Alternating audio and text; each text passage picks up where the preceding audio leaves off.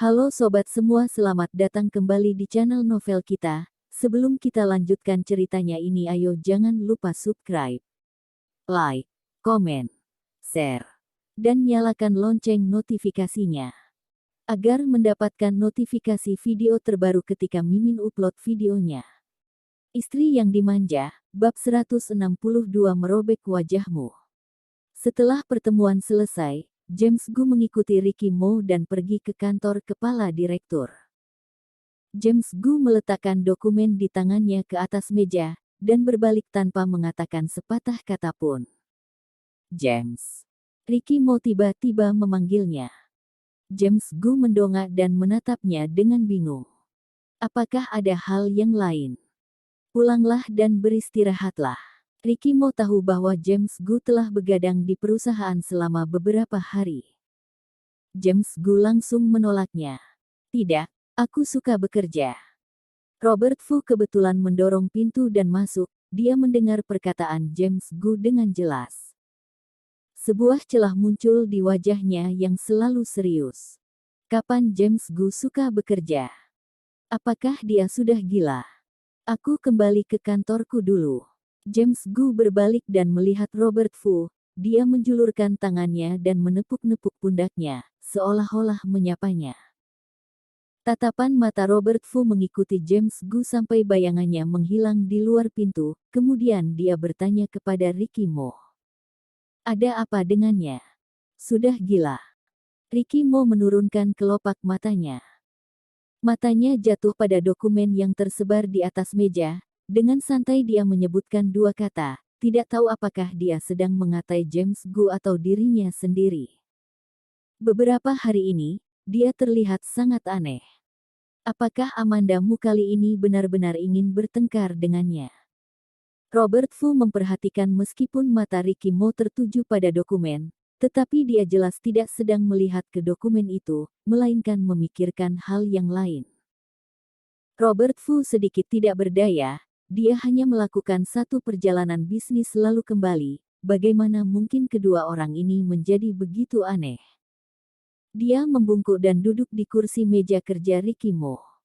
Akhir pekan seperti ini untuk apa kerja lembur? Ayo keluar untuk minum bir. Setelah Amanda Mu mengantar Peter Si dan Charles Mo, dia langsung menerima telepon dari Lucy Sen. Apakah kamu masih ingat dengan sutradara yang aku katakan kepadamu sebelumnya? Sutradara itu ingin bertemu denganmu. Kebetulan hari ini aku memiliki waktu luang, ayo kita pergi minum teh sore bersama. Ketika Amanda Mu mendengar perkataannya, dia langsung mengiyakannya. Oke. Sutradara itu kebetulan berada di Jade Imperial untuk menghadiri perjamuan. Jadi tempat untuk minum teh sore langsung ditetapkan di Jade Imperial. Akhir-akhir ini Ricky Mo menjadi gila kerja, ia terus bekerja lembur setiap harinya, ia seharusnya tidak akan bertemu dengannya di Jade Imperial. Memikirkan hal itu, Amanda Mu merasa lega. Amanda Mu dan Lucy Sen bertemu di pintu masuk Jade Imperial. Lucy Sen tampaknya baru saja menghadiri suatu acara. Dia masih memiliki riasan indah di wajahnya, dan ia terlihat sedikit lelah. Amanda Mu bertanya dengan khawatir. Apakah akhir-akhir ini sangat lelah? Lucy Sen berkata sambil berjalan ke dalam. Masih oke sih, acara dan aktivitas sedikit banyak, tetapi aku masih bisa mengatasinya. Acara dan aktivitas akhir-akhir ini tidak bisa dianggap cukup baik. Tetapi semuanya cocok untuknya, tidak tahu apakah karena dia pernah menjadi lebih baik di depan Ricky Mo, karena sikapnya yang baik terhadap Ricky Mo, jadi dia mengatur itu untuknya.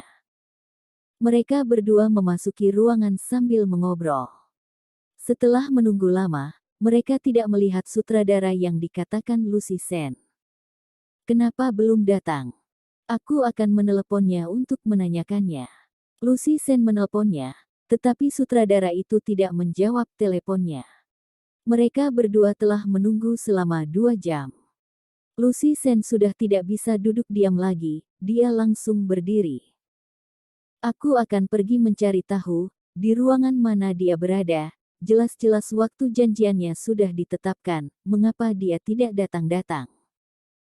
Sebenarnya Amanda Mu tidak menganggapnya serius. Di industri hiburan, sutradara yang sedikit terkenal memang akan sedikit angkuh. Tetapi dia tidak bisa menang dari Lucy Sen, dia juga agak sedikit khawatir, jadi dia pergi bersamanya. Jade Imperial sangat besar, tetapi tempat makan dan tempat hiburan terpisah, jadi mereka pergi mencari sutradara itu hanya perlu mencarinya di lantai makan saja. Begitu cakupannya dipersempit, waktu untuk mencarinya juga akan menjadi lebih cepat. Tidak lama kemudian mereka benar-benar menemukan sutradara itu. Kebetulan ada seseorang yang keluar dari ruangan itu, Lucy Sen langsung melihat sutradara itu dari pintu yang setengah terbuka. Amanda Mu melihat ke arah tatapan matanya, namun dia melihat seseorang yang terlihat akrab, Desi Luo. Kejadian terakhir kali di bar, Desi Luo merugi, ia dibawa dan ditahan oleh polisi selama 24 jam. Dia juga dipecat oleh media Sengding, ia dapat dikatakan telah kehilangan wajahnya. Desi Luo berpakaian sedikit, dia sedang menempel dengan sutradara itu dan menuangkan bir untuknya. Secara tidak sengaja dia mendongak dan melihat Lucy Sen serta Amanda Mu. Ekspresi wajahnya agak sedikit terhenti, segera dia menunjukkan ekspresi bangga. Dia mendekati sutradara dengan manja dan mengatakan sesuatu kepadanya. Sutradara itu mendongak dan menatap ke arah mereka. Kemudian Desi Luo bangkit dan berjalan keluar. Begitu dia mendekat, Amanda Mu mencium aroma kuat tubuhnya. Amanda Mu mengerutkan kening dan mundur setengah langkah ke belakang. Dia tidak terbiasa dengan aroma itu. Desi Luo tidak memperhatikan gerakan kecil Amanda Mu, semua perhatiannya ditempatkan pada Lucy Sen. Dia mengibaskan rambutnya, dan suaranya lembut. Apakah kalian datang untuk mencari sutradara Frankie? Dia meminta kalian masuk untuk duduk. Jika ada urusan bicarakan saja di sini, dia sangat sibuk. Nama sutradara itu adalah Frankie Kin, dia diperkenalkan ke Lucy Sen oleh orang lain. Orang itu mengatakan bahwa dia sedikit terkenal, namun film yang dibuat olehnya cukup bagus, dan dia sedikit terkenal di industri hiburan. Sebelumnya Lucy Sen juga pernah menyapa Frankie Kin beberapa kali.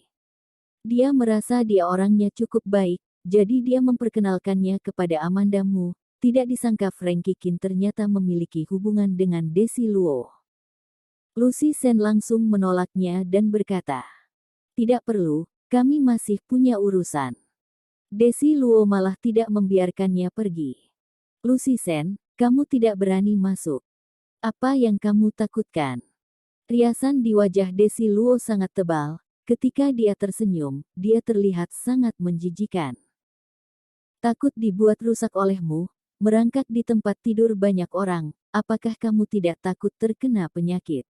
Lucy Sen berbalik menyinggungnya, dan itu membuat Desi Luo terdiam. Keduanya sudah menjadi musuh, Lucy juga sudah malas untuk berpura-pura terlihat damai di permukaan. Desi Luo mengertakkan gigi.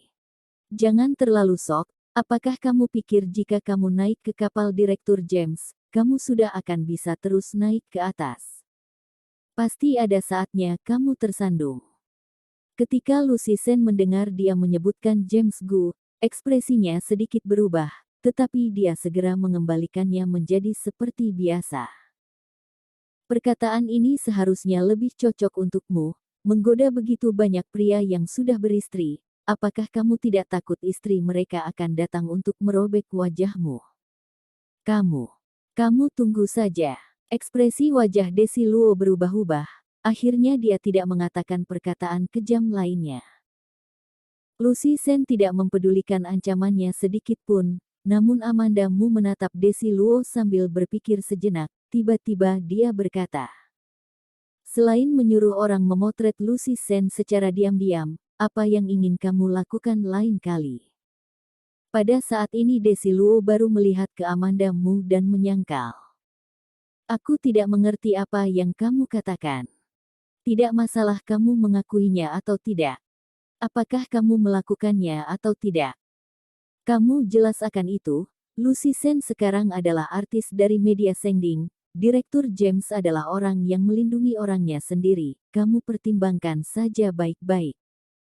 Amandamu tersenyum, suaranya tenang seolah-olah sedang mengobrol biasa, tetapi itu membangkitkan rasa takut di hati Desi Luo. Ketika di bar waktu terakhir kali, dia sudah melihat cara James Gu menyelesaikan masalah.